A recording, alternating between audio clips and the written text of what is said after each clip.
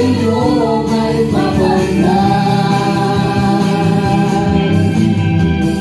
Salamat, salamat sa iyong ginawa. Salamat sa iyong ginawa. Salamat, salamat sa iyong ginawa.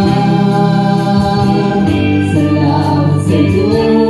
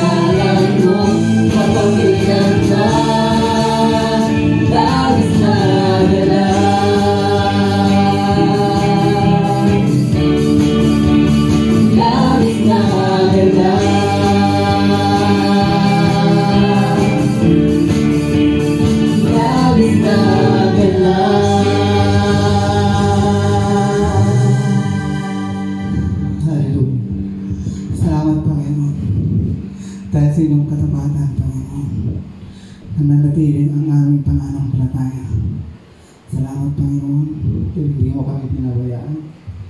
Lagi kayong pumapatnubay sa aming buhay. Salamat, Panginoon, dahil sa araw na ito, humingi kami ng kapatawaran sa aming mga kasalanan.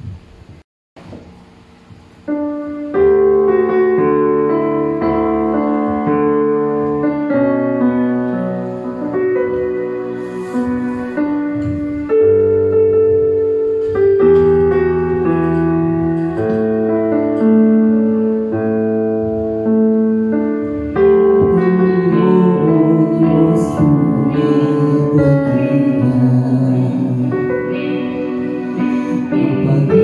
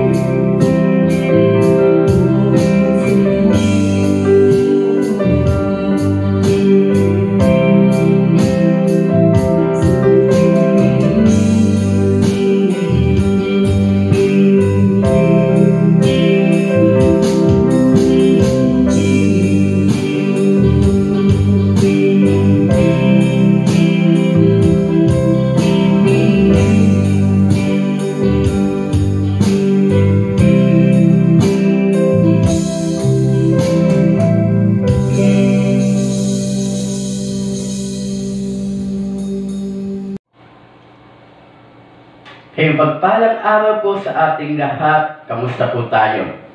No, nakakatuwa po na ang Diyos ay tunay nga na napakabuti sa buhay po natin. Tama po, di ba? Napakaraming bagay na nangyari, napakaraming bagay na tunay nga naman na ang Diyos ay patuloy na kumikilos sa buhay natin.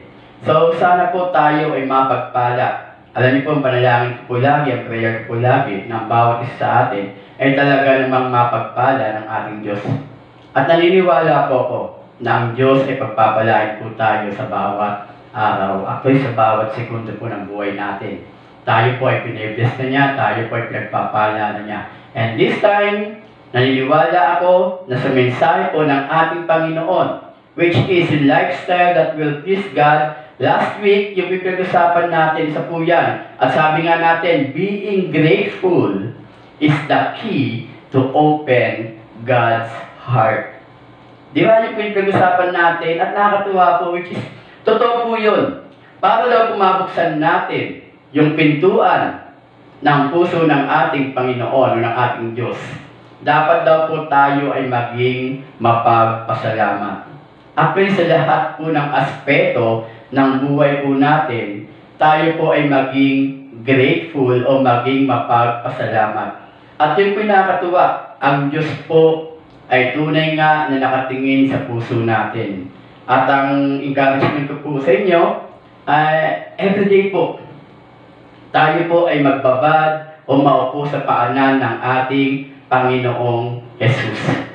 At naniniwala ako sa bawat araw, may mga pagtutuwid, may mga pagtatama na ginagawa siya sa atin. At pag itong pagtutuwid na ito, itong pagtatama na ito, ay sinunod natin, magiging maayos po ang buhay natin. No, magkakaroon po tayo ng kapayapaan na hinihingi po natin lagi. Kaya purihin po ang Diyos sa buhay po ng bawat isa. Now tell your neighbor, now God bless you. Pagpalain ka ng ating Diyos. And this time po, tuloy po natin, pag-aaral po natin, sabi nga natin, lifestyle that will please God. Di ba? Ang ganda? Yun daw pong lifestyle natin o yung uri ng pamumuhay natin, dapat ito raw ay nagbibigay karangalan at kaluguran sa ating Diyos. Amen po?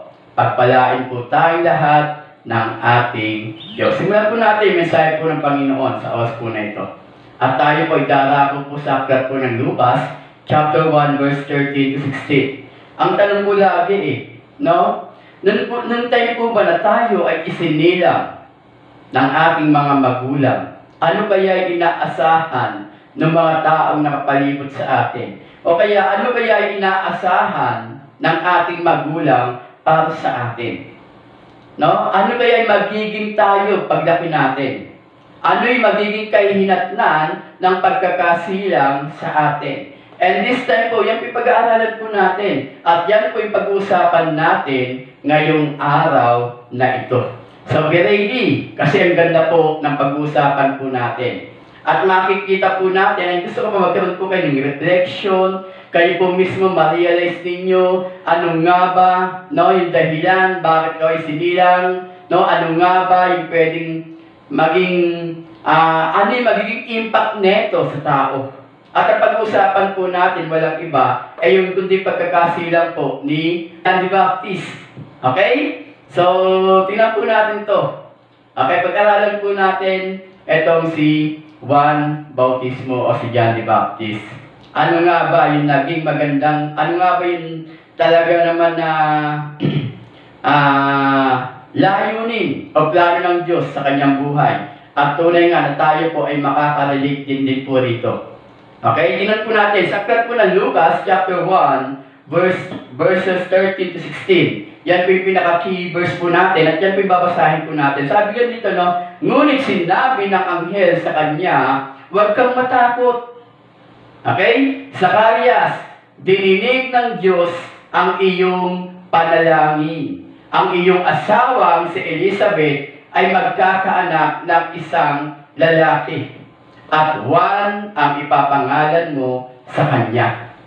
Okay? So yun po yun. Detitrip po natin. Verse 14, sabi nito, no? Matutuwa kayo at magiging maligaya dahil sa kanya. at marami ang magagalak sa pagsilang niya. Okay? Verse 15, dahil nagiging dakila siya sa harap ng Panginoon, hindi siya dapat uminom ng alak o anumang inuming nakakalasing. Sa sinapupunan pa lang ng kanyang ina, ay sa kanya na ang banal na espiritu. Verse 16, basahin po natin, maraming Israelita ang panunumbalikin niya sa Panginoon na kanilang Diyos. Ganda po, no? At yan po ay hihimay-himayin po natin. At gusto ko po na intindihin nating mabuti itong mensahe ng Panginoon na ito para po sa ating lahat. Hindi lamang po para sa akin, kundi para po sa ating lahat. Okay po? So meron po dito tinatawag na 4 observations in these scriptures. Okay? Meron po dito, no? Sasabi po natin, 4 observations in this scripture. Meron po akong 4 na bagay po na naobserbahan sa binasa po nating mga talata. Yan po yung maganda. At yun po yung gusto kong mapag-usapan po natin ngayon. Number 1, sabi po rito, no? You and I must bring joy to people. Ibig sabihin, no, you and I, okay, ikaw at ako, must bring joy to people. Ano ibig sabihin nun? Bakit po yung number 1 na naobserbahan po natin sa talata na binasa po natin? Alam niyo bakit po? Ikaw ay isinilang para magbigay kagalakan sa mga tao. Di ba? Hindi para magbigay ng problema. Oh, yung katotohanan dito. Alam niyo po ba na tayo ay nilikha ng Diyos? Naniniwala ako na ang Diyos ay tuwang-tuwa sa atin. Totoo po. No? Nung tayo ay isinilang ng ating mga magulang, tuwang-tuwa po ang ating mga magulang sa atin. Kahit na ano pang itsura meron tayo. No? Sasabihin niya, ang pogi-pogi mo, ang ganda-ganda mo, ang cute-cute naman ng batang ito. Alam niyo bakit? Sagwa naman sasabihin niya, pangit-pangit naman na itong anak ko na to. Wala pong magulang na ganun. At ang una po, di ba, yung mga magulang po natin, yun po yung makikita niya sa atin. No? Yung kagandahan ng pagkakalikha ng Diyos sa atin. Kasabi po rito, ikaw ay isinilang para magbigay kagalakan. Ano ibig sabihin nun? Tingnan natin sa Lucas chapter 1, verse 14. Sabi po rito, no? Matutuwa kayo at magiging maligaya dahil sa Kanya. At marami ang magagalak sa pagsilang niya. Spiritually speaking, biblically speaking, nung isinilang po si Juan Bautismo, si John the Baptist, totoo naman po, di ba? Nung pinapahayag na po niya yung mensahe po ng ating Diyos patungkol, di ba, sa pagdating ng tagapagligtas, marami po ang natuwa sa Kanya. Marami po ang nakinig sa Kanya. At marami rin po yung nasiyahan sa Kanya. Kasi yung pinayunin niya, yung purpose niya. Bakit siya, kumbaga sa salita natin ngayon, advance party, si John the Baptist. Nauna lang siya ng ilang buwan sa ating Panginoong Yesus. Pero nagampanan niya, dapat niyang gampanan yung bagay na kung saan iahanda niya yung daan ng ating Panginoon. Alam niyo, you and I must bring joy to people. Ano ibig sabihin nun? Diba? Nung isinilang ka, tandaan po natin, mga kapatid, mga kabataan, hindi ka isinilang o hindi ka nilikha ng Diyos para magbigay problema sa iyong mga magulang. Hindi ka isinilang ng iyong mga magulang o hindi ka nilikha ng Diyos para mag-create na something na ikalulungkot nila. Actually, dapat ma-realize po natin.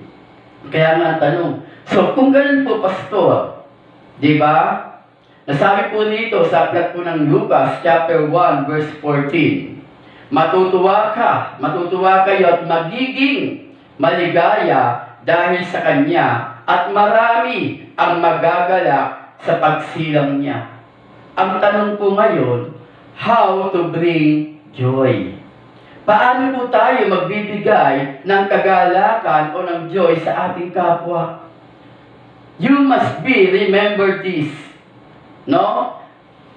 Para po tayo ay makapagbigay ng kagalakan sa ating kapwa, you must be genuine in love. Totoo po yung pagmamahal na ipapakita mo sa iyong kapwa. Meaning to say, hindi lamang pakita ng tao yung pagmamahal na ipapakita mo sa iyong kapwa, kundi yung pag-ibig o yung pagmamahal na ipaparamdam mo sa kanya. Ito yung pagmamahal na kung saan walang ibang author o walang ibang may akda, kundi ang ating Diyos mismo. You must be genuine in love, meaning to say, yung pag-ibig ng ating Diyos, yun po yung dadalhin natin sa ating mga kapwa, sa ating mga magulang, sa ating mga kamag-anak, sa ating mga kaibigan, sa ating mga relatives. Ito po yung katotohanan dito. Para ikaw ay makapagdala, okay, ng kaluluwa o kagalakan o pag-ibig o yung sabi nating joy sa ating kapwa, you need to be genuine in love. Dapat totoo yung pag-ibig na ipapakita mo sa iyong kapwa. Hindi pakitang tao. Diba? Sabi mo, I love you with the love of the Lord. Pero sa totoo lang po, may galit ka. Hindi mo totoong mahal ang kapwa mo na yun. Okay? So you must be genuine in love. Then what? Another thing. You must be genuine in your smile. Alam niyo, marami pong nangyayari, no? Sa ngiti pa lang po natin, maraming napepeke. Kala nila totoo. Di ba? Kala nila totoo yung ngiti mo. Pero ang totoo niyan, hindi. Peki pala. Pero dito, no? In order for us, para tayo po ay makapagdala, or we can bring joy to our neighbor. Diba? We can bring joy to our family. Kailangan, we need to be genuine. Okay? You need to be genuine in your smile. Okay? So, tignan mo nga. Sabi mo nga sa katabi mo, ngiti ka nga. Ate, pangitiin mo yung katabi mo. Okay? Then, of course, another thing, you must be genuine in listening. Diba? May mga ganyan tao, kung wala nakikinig, pero totoo lang, walang oras, no? Ayaw makinig, walang pakialam. Paano kung mapagdala ng kagalakan o ng joy sa iyong kapwa? Kung sa pakikinig, hindi ka rin naman genuine. Kunwari nakikinig, di ba? Pero ang totoo, actually, hindi siya nakikinig. Yung isip niya, lumilipad, nagpupunta kung saan-saan. Ganun po yun. At hindi po yung tinais ng Panginoon sa atin. No? Kaya nga, totoo lang po kailangan po maging genuine din tayo sa pakikinig po natin sa ating kapwa. Okay? Diyan naman ba? Of course, sa pagbibigay ng advice, you must be genuine in giving advice. Diba? So, dahil pinakinggan mo siya, genuinely. Pinakinggan mo siya ng totoo. Okay? Then, give your advice na kung saan pinag-try mo rin. O nga, Lord, paano ba i-advise yung tao na to? Paano ko ba i-advise? Yung tao na to na punong-puno ng problema, punong-puno ng hinanakit. Ang hirap kaya. Diba? Pero the moment po na natutunan mo na maging genuine sa lahat ng bagay, even yung mga word na lalabas sa bibig mo, sabihin ko po sa iyo, ay napaka-totoo. And the moment po na napakinggan to ng mga tao, katulad na pakikinig mo sa mga tao nito, sabihin ko sa iyo, mas magiging maayos ang lahat. The way you give advice, the way na magiging, the way na ikaw ay magbibigay ng advice, the way na ikaw ay magbibigay ng payo, no? As long as this is genuine, hindi mo mapahamak yung tao na yun. Kasi mararamdaman niya na hindi ka peke. Na ikaw ay totoo sa pagbibigay ng advice. Ano pa? Sa pagtulong sa ating kapwa. Di ba? You must be genuine in helping others. You must be genuine sa pagtulong sa iyong kapwa. You must be genuine. Di ba? Na pagka in-approach mo yung tao, ikaw ay totoo. Ikaw ay genuine. Meaning to say, hindi ka makikitaan ng anumang uri ng pagkukunwari. Kasi ang totoo, ikaw ay hindi peke. So, you must bring joy, or you can bring joy to your neighbor once you are genuine in love, smile, listening, giving advice, and helping others. Okay po? Okay. Then number 2. Okay? Sabi po rito, you will be great in the eyes of God. Ikaw ay magiging dakila sa paningin ng Diyos. Remember, ikaw ay isinilang para maging dakila sa paningin ng Diyos. Wow, ganda, di ba? Ikaw ay magiging dakila sa paningin ng Diyos. I like it. Gusto ko rin maging great, no? Sa paningin ng ating Panginoong Jesus. Tingnan natin sa Lucas chapter 1, verse 15. Sabi po rito, dahil magiging dakila siya sa harap ng Panginoon, hindi siya dapat uminom ng alak o anumang inuming nakakalasing. Sa sinapupunan pa lang ng kanyang ina, ay sa kanya na ang banal na Espiritu. Imagine, no? So, yun pala yun. No? Yung pagkakasilang kay John the Baptist, no? Sabi ng Panginoon dito, siya ay magiging dakila sa paningin ng ating Diyos. And same thing with us, guys. Diba? Hindi ka pwede ba yung nagagawin ka ng Diyos na ginawa ka lang niya, tapos pagtatawanan ka niya, tapos walang mangyayari sa buhay mo? Of course, hindi. Remember, no? Nung nilikha tayo ng Diyos, nung ginawa tayo ng Diyos, nung sinilang tayo ng ating mga magulang, mula sa kanya sinapupunan. Maganda na yung plano ng Diyos sa atin. And one of them is tayo ay maging dakila sa kanyang paningin. Bakit? Kasi bawat bagay na gagawin po natin ay magbibigay kaluguran sa ating Diyos.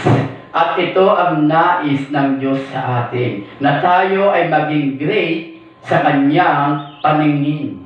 Na tayo ay maging great in the eyes of God. So remember, ikaw ay isinilang para maging dakila sa paningin ng Diyos.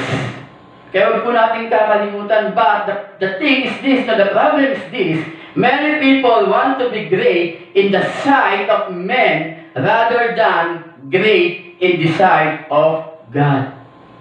Kaya nga po, totoo po yan. Maraming tao ang gusto niya maging dakila sa paningin ng mga tao kaysa sa paningin ng ating Diyos. Alam niyo bakit?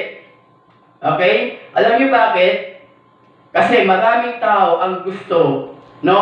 Nakikita agad kung anong kahihinatnan ng kanilang ginagawa. At mangyayari lamang yan kapag yung mga tao na kasama nila o yung mga bagay na ginawa nila ay nakita na ng tao. At totoo naman po, di ba? Pag pinuri ka ng tao, ibang level, parang ganon, di ba? Pagka, wow, ang galing mo naman. Yun eh. Nakakatuwa ka naman, nakaka-bless ka naman. Kaya maraming tao ang gusto nila maging dakila sila sa harapan ng mga tao kaysa sa harapan ng ating Diyos, kasi naitataas yung ego nila. Diba? Napapapurihan kagad sila. Imbis na ang Diyos yung mapapurihan, ang nangyayari tayo. Kaya marami sa atin, we want to be great in the eyes of men or in the sight of men rather than in the sight of God. Yun yung problema sa atin. Kaya nga tanong, paano ba tayo magiging dakila? How to become great in the eyes of God. Paano tayo magiging dakila sa paningin ng ating Diyos? Of course, number one, doing the will of God. Gawin natin kung ano ang kalooban ng Diyos sa buhay natin.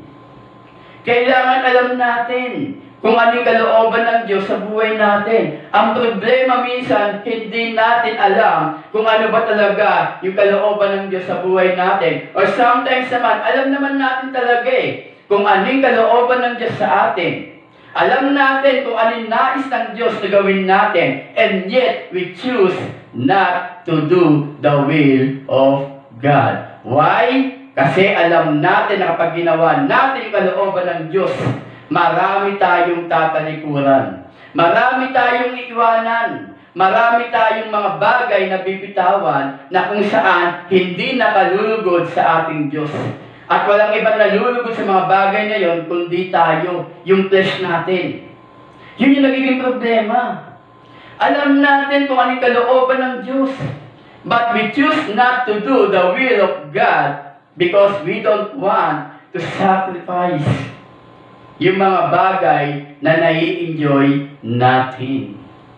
Yun yung katotohanan dito.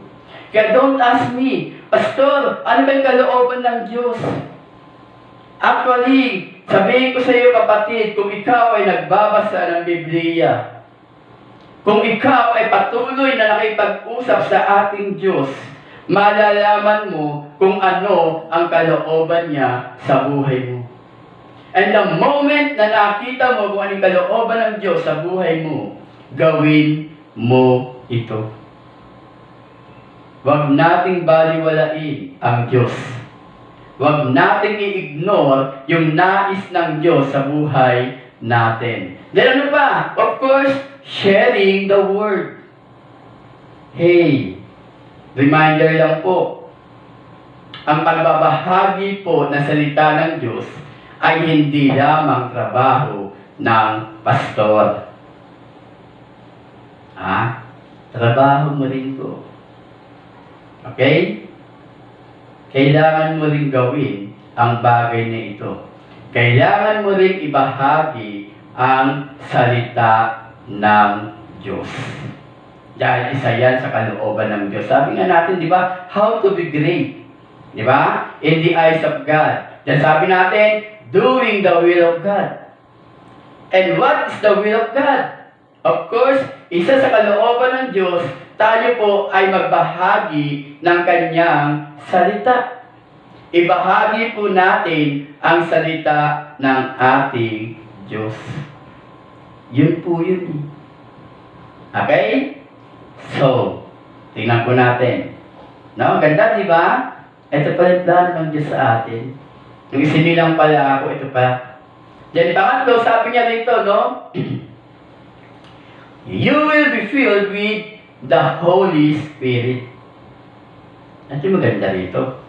At naniniwala ako, bawat isa sa atin, ito yung desire natin, na tayo ay mapuspos ng banal na Espiritu. So remember, ikaw ay dapat na mapuspos ng banal na Espiritu. Tingnan natin sa Lucas chapter 1 verse 15. Sabi nito, dahil magiging dakila siya sa harap ng Panginoon, hindi siya dapat uminom ng alak o anumang inuwing nakakalasing. Sa sinapupunan pa lang ng kanyang ina, ay sasa kanya na ang banal na Espiritu. Remember, napakahalaga po na alam natin na ang banal na Espiritu ay nasa atin. Napakahalaga po ng bawat isa sa atin ay dinidesire na tayo ay mapuspos ng banal na Espiritu. Remember, when you are filled with the Holy Spirit, okay? When you are filled with the Holy Spirit, you will do what God wants you to do. You will be able to say no to the flesh. Okay? Remember, reading ko po. No? Ang ganda po nito. Okay? Remember, when you are filled with the Holy Spirit, you will do what God wants you to do. You will be able to say no to the flesh. Ano ba yung flesh? Di ba? Ito isang bagay. Di ba sabi nga ni Pablo eh. No? Yung mga flesh, itong flesh po na ito yung bagay na saan nagbibigay po ng kaluguran sa ating sarili. Yung mga bagay po na ginagawa po natin ay against po sa nais ng banal na Espiritu. Diba? Kaya nga kung babasahin po natin yung sinulat po ni Pablo sa Galatia patungkol sa bagay po na ito, makikita po natin, mararamdaman po natin. At ang nais na naman ng Panginoon, tayo ay mapuspos ng banal na Espiritu. Dahil ang banal na Espiritu na ito ang tutulong sa atin. So we can say no para masabi natin ang salitang hindi sa ating laman. Hindi yung flesh yung mapaparangalan. Hindi yung flesh natin ang maitataas. Hindi yun. Kundi ang Diyos. Kaya ang gawain ng banal na Espiritu sa buhay natin na siyang nananahan sa atin ay para ano? Tulungan tayo, gabayan tayo, pangunahan tayo. Pero the moment na nangibabaw ang flesh, ang banal na Espiritu ay hindi nagkakaroon ng kapangyarihan na gumalaw sa buhay natin. Mga kapatid, remember this. Kailangan maintindihan natin, kailangan maunawaan natin bakit ito yung nais ng Panginoon sa atin. Number 4, sabi rito, turn many to the Lord. Ano ibig sabihin nun? No? Turn many to the Lord. Remember, ikaw ay isinilang para magdala ng kaluluwa sa ating Diyos. Ay, naalala ko lang po itong kaluluwa na ito, no? Itong soul na ito. Siguro may mga bago-bagong mananampalataya pa lang. Siyempre tayo po, go for souls, no? We are intentional disciple-making church. So, ang purpose po natin talaga ay mag-disciple na mag-disciple na mag-disciple. Yung may pagkakatawag sa atin. At sabi nga natin, no? Ang mandate natin is go for souls. So, we need to win souls. We need to bring souls in the church. Then naalala ko lang po, may isang managkapatiran po natin. No? Sabi, nagtanong siya, paano magdadala ng kaluluwa? So naisip niya siguro, talagang yung kaluluwa talagang tao ang dadalhin. No? So nung napatanong siya sa gano'n, ako nabanggit lang sa akin, nung napatanong siya, napaisip din ako, oo nga no, paano nga ba ipapaliwanag to sa mga kapatiran o sa mga bago pa lang na dumadalo sa iglesia natin? Na pag sinabi natin dapat sila ay magdala ng kaluluwa. No? Kaya sabi, ikaw ay sinilang para magdala ng kaluluwa sa ating Diyos. So paano nga ba natin may papaliwanag ang bagay nito sa mga taong ito? Pero alam niyo po ba, the moment po na yung banal na Espiritu ay malaya po na nakakagalaw sa inyo, maintindihan niyo po yung pag-uusapan po natin. Siya po mismo yung magpapaunawa sa iyo. Siya po mismo yung magsasabi sa iyo ng mga bagay na patungkol dito.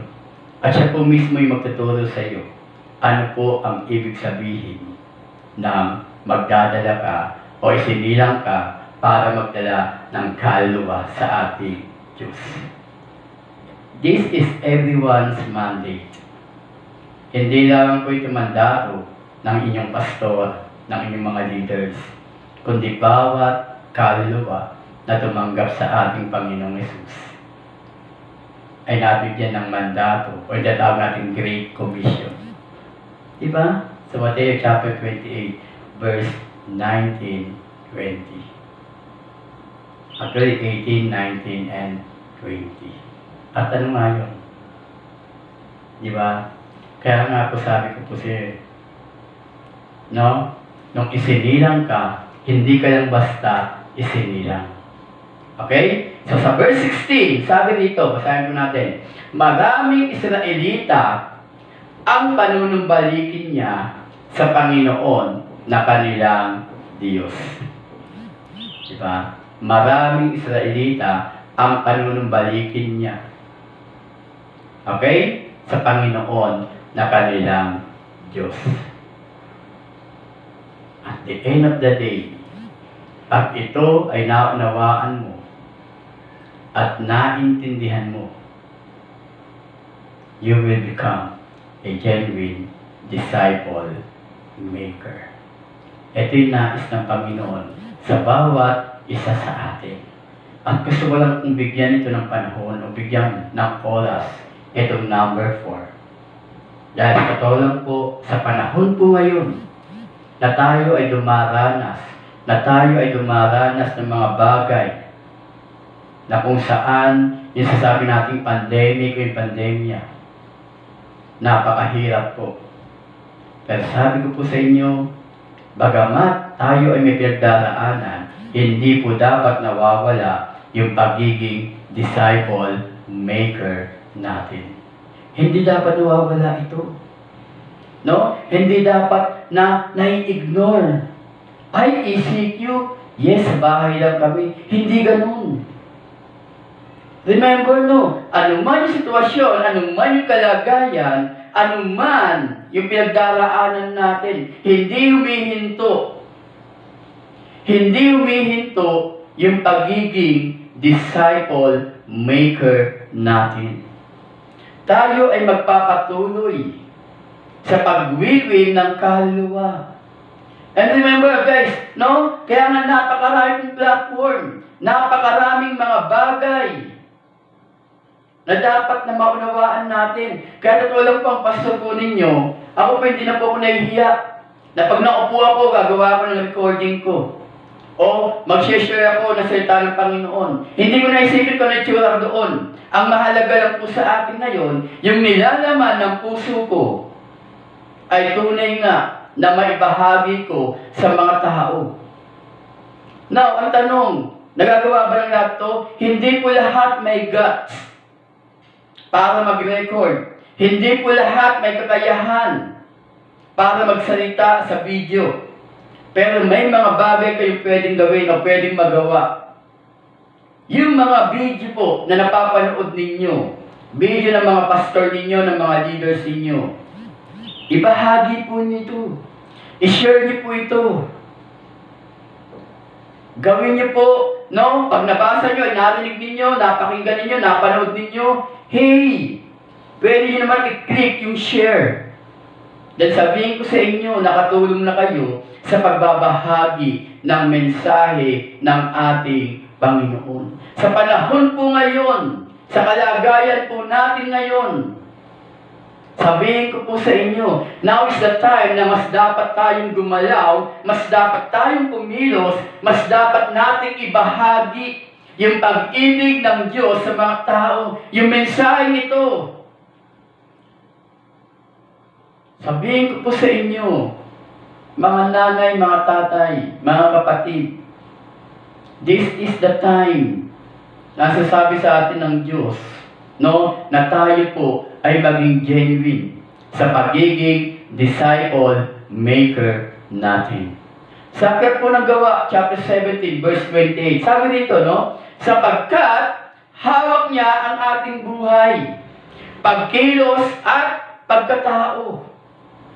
Tulad ng sinabi ng ilan sa inyong mga makata. Okay? Tayo ay mga anak niya. Di ba ang ganda? Sabi nga natin po sa aklat po ng Gawa, chapter 17, verse 28. Sapagkat hawak niya ang ating buhay, pagkilos at pagkatao.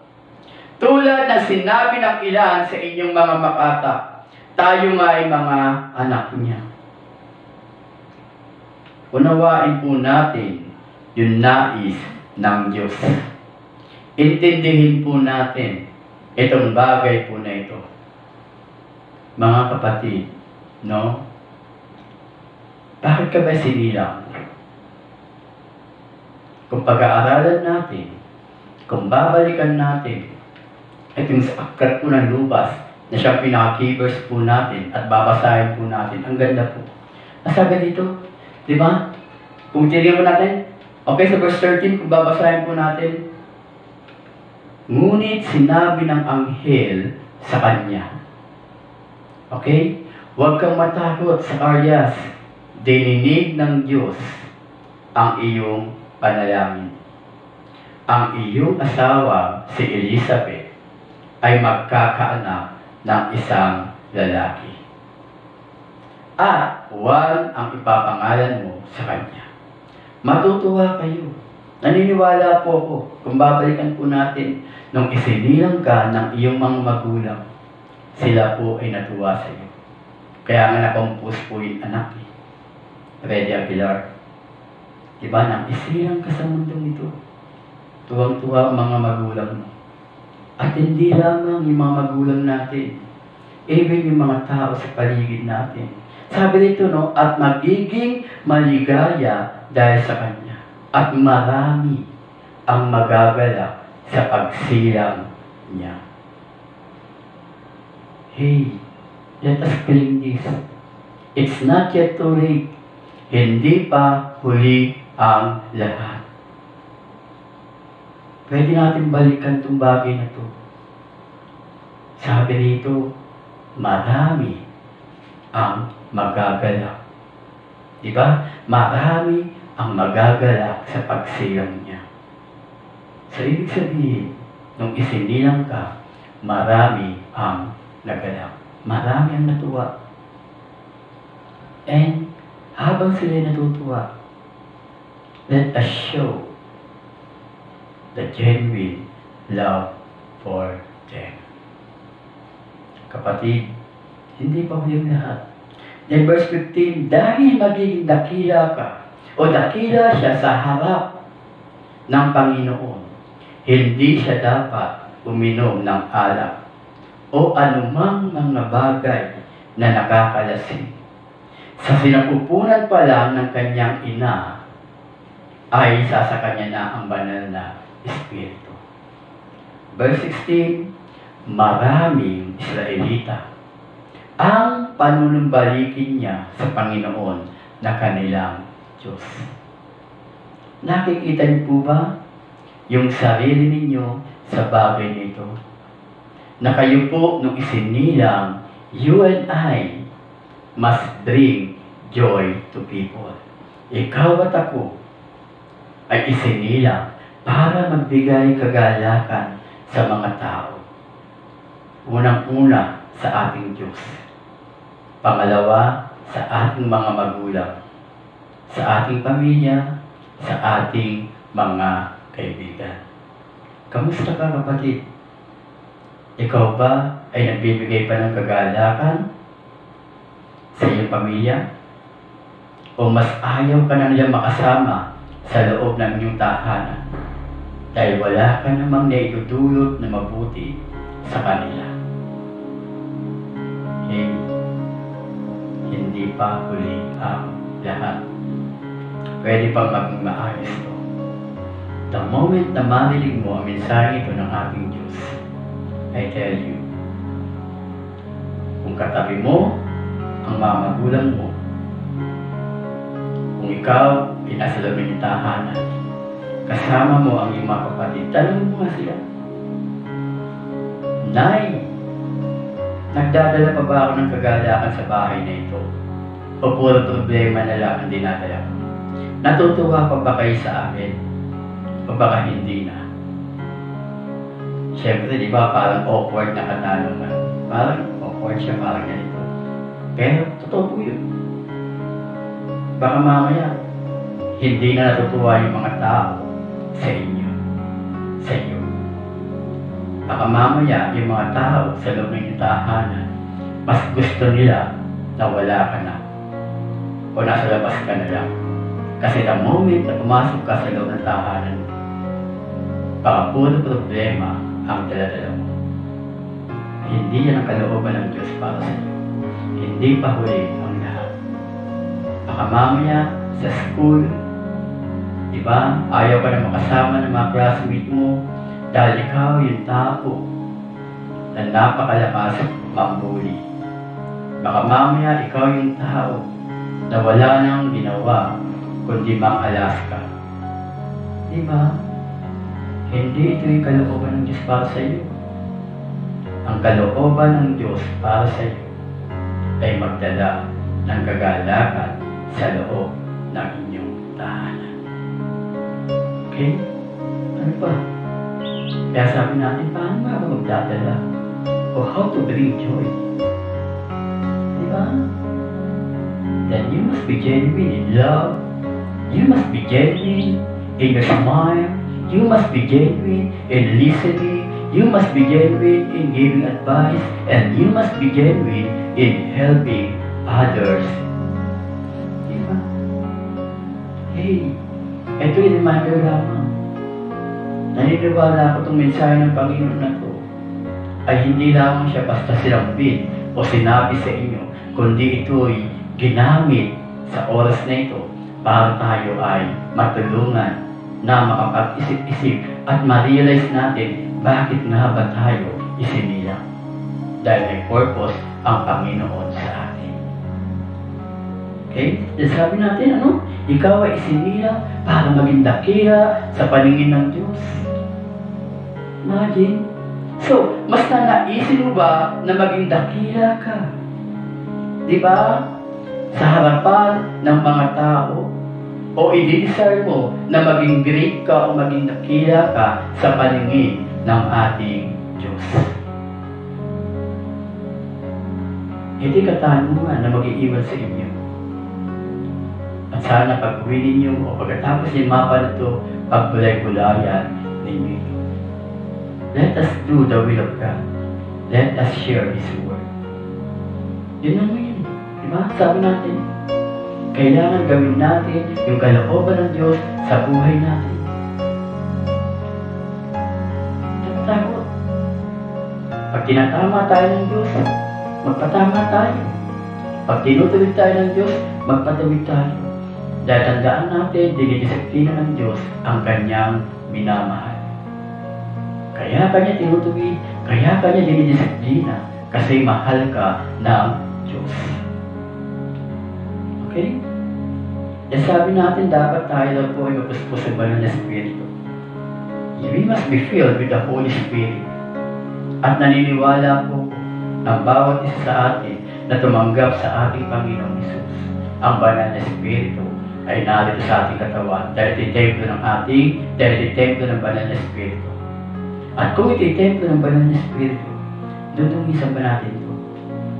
Kaya ang ganda, sabi ganun, di ba? When you are filled with the Holy Spirit, you will do what God wants you to do. You will be able to say no to the flesh. Matututo ka ngayon na tumanggi, na gawin yung mga bagay na hindi nakalulugod sa ating Diyos. Hallelujah. Amen? Amen. And the moment po na tayo po ay pinapangunahan ng banal na Espiritu, sabi natin dito, turn many to the Lord. Marami ang lalapit at manunumbalik sa ating Panginoong Yesus. Bakit? Because our lifestyle, okay? Our lifestyle will point people to Jesus. Our lifestyle will point people to Jesus. Meaning to say, yung uri ng pamumuhay natin, the moment na nakita ng mga tao to, the moment na na-encounter ka nila, hindi ka pa nagsasalita, tinitignan ka pa lang nila, dadadala mo na sila sa ating Panginoong Yesus. Dahil alam nila na ikaw ay totoong may Kristo sa puso. Kapatid, Kamusta ka ngayon? Kamusta yung uri ng pamumuhay? Kamusta yung lifestyle mo? Ito ba? Yung lifestyle ba will point people to Jesus? O yung lifestyle mo ay katulad ng lifestyle nila? Wala pinag-iba. Sana hindi. But again, like ko sinasabi, it's not yet too late. Hindi pa huli ang lahat. Amen? Tayo pong lahat ay pumikit. Tayo po ay manalangin. Hallelujah. Panginoon, minsan pa, sa oras na ito, lumalapit kami sa iyo. Dumudulog kami sa iyo. Salamat, Panginoon, dahil ngayon ipinaranas mo sa amin, ipinakita mo sa amin yung reason kung bakit kami ay isinilang. Last week, pinag-usapan namin yung purpose. Last week, pinag-usapan namin yung lifestyle po namin. And today, Father God, as a continuation ng nag-aaralan po namin, salamat, Lord, for reminding us na kami po, Panginoon, ay isinilang para magdala ng kagalakan sa aming pamilya, para magdala ng kagalakan sa aming mga kamag-anak, kaibigan, classmate. Kaya Lord, sa oras na ito, kami po agad ay humingi ng kapatawaran kung hindi po ito nangyayari ngayon sa aming buhay. Lord, help us, Father God, to bring joy, Father God, with our family.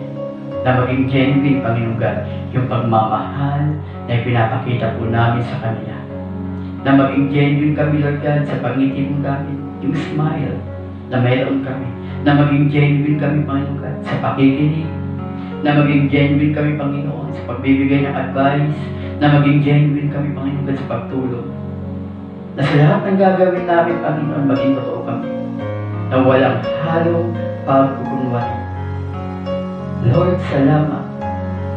Dahil naniwala kami na sa bawat gagawin po namin ngayon, mas gugustuhin po namin na kami, Lord God, ay maging dakila sa iyong paningin kaysa maging dakila sa paningin ng mga tao. We don't need a recognition, Father God. Hindi namin kailangan, Father God, na kami i-recognize ng mga tao. Sapat na, Lord God, na ginagawa namin ito. Alam namin na ginagawa namin para sa iyong kapurihan, para sa iyong karangalan, para ikaw ay may taas sa buhay namin. Salamat, Panginoon. And thank you, Father God, for the Holy Spirit was living in us, na siyang gumagabay, na siyang tumutulong sa amin, para tunay nga, Lord God, na bawat gagawin namin, it will lead direct to you, Father God. Na ikaw lamang, Lord God, yung mapapapurihan. That our lifestyle will point to Jesus. At yung lifestyle na ito, Panginoon God, ay hindi magiging katulad ng lifestyle ng mga tao sa parang paligid. Dahil wala ka at hindi ka yung sentro.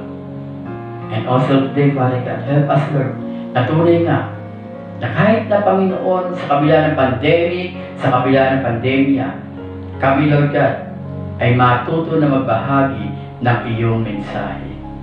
Matuto, Lord God, na ibahagi ang iyong salita. Hindi man namin kaya, Lord God, yung magbahagi through video message, through YouTube.